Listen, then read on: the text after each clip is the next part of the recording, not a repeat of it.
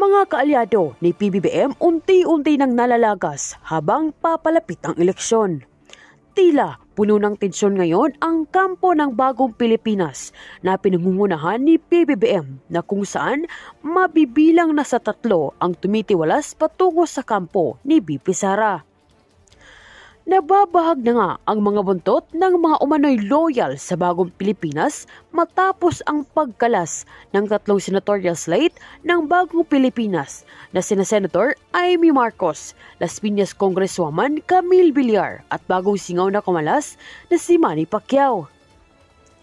Payag pa ng mga tumiwalas sa partido ni PBBM na mas mabuting kay VP Sara sila aanib dahil may direksyon ang pagiging leader nito kaysa sa kasalukuyang Pangulo na walang direksyon at ang mas malala pa ay pinagpasa Diyos na lamang ito ng kanyang kapatid upang mamulat sa katotohanan. Sinabi rin ng Vice Presidente na nagsanib puwersa sila dahil iisa ang kanilang visyon na nakikita para sa bansa.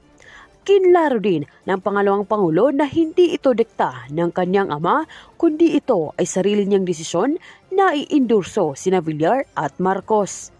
Narito ang kanyang nagbabagang pahayag. The Duterte senatorial candidates running under former President Rodrigo R. Duterte's PDP laban together with re-electionist Senator Amy Marcos and Representative Camille Villar are united by a common vision, a peaceful and prosperous Philippines. The vision is solid enough to break through the walls of the existing political division in the country. Bukod rito, isa nga rin si Manny Pacquiao na sumingaw na pangalang membro ng Bagong Pilipinas na kung saan pasimple ring tumitiwalas kay PBBM. Matapos mataan ng isang tarp sa General Santos City na kung saan makita ang mga kasamahan ni Pacquiao sa lokal na partido nito kasama ang mga mukha ng 3 iniinduso ng pamilyang Duterte. Samantala, narito ang kabuuang ulat. VP Sara Duterte inidurso sina Camille Villar at Amy Marcos.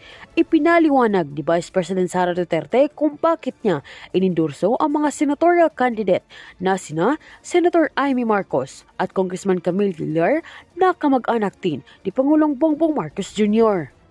Sa isang pahayag, sinabi ni Duterte na inindurso niya sina Marcos at Villar dahil sila ay nagkaisa at parehong mga pananaw at layunin. Kamakailan nang umalis si Senator Marcos sa senatorial slate ng Alyansa ng Bagong Pilipinas ng kanyang kapatid na si Pangulong Bongbong Marcos Jr. Samantala si Villar ay bahagi pa rin ng koalisyon. Ang Duterte senatorial candidates na tumakbo sa ilalim ng PDP laban ni dating Pangulong Rodrigo Duterte kasama ang re-electionist Senator Amy Marcos at Representative Camille Villar ay nagkaisa sa iisang pananaw, isang mapayapa at maunlad na Pilipinas. Bahagi pa ni Duterte. Ayon kay Duterte, napakalakas ng kanilang intensyon na basagin ang pader ng kasalukuyang political division sa bansa.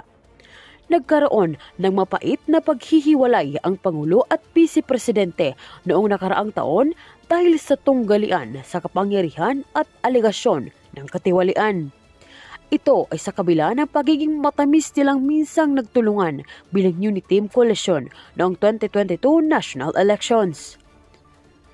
Vice President Sara Duterte said her endorsement of electionist Senator Amy Marcos and senatorial candidate Camille Villar was prompted by a recent arrest of her father, former President Rodrigo Duterte. VP Sara shared that during a conversation with her father in The Hague, the former president asked her to help some senatorial bets. Nangyari yung kay Pangulong Duterte at nagkausap kami doon sa The Hague at sabi niya, wala na ako so pwede bang tulungan mo yung mga senators? Sabi ko, oo, kaya kong gawin yan, Duterte said. However, the Vice President clarified that her endorsement of Senator Amy and Representative Villar was her own decision and not a directive from the former president. She said she knows both candidates well. Asked whether her endorsements were related to her ongoing impeachment case, VP Sara dismissed any connection and expressed full confidence in her legal team. Ang aking impeachment, sabi ng mga lawyers, they are more than confident na mananalo sila sa impeachment. Ako naman, I am most confident with the lawyers working on my impeachment case.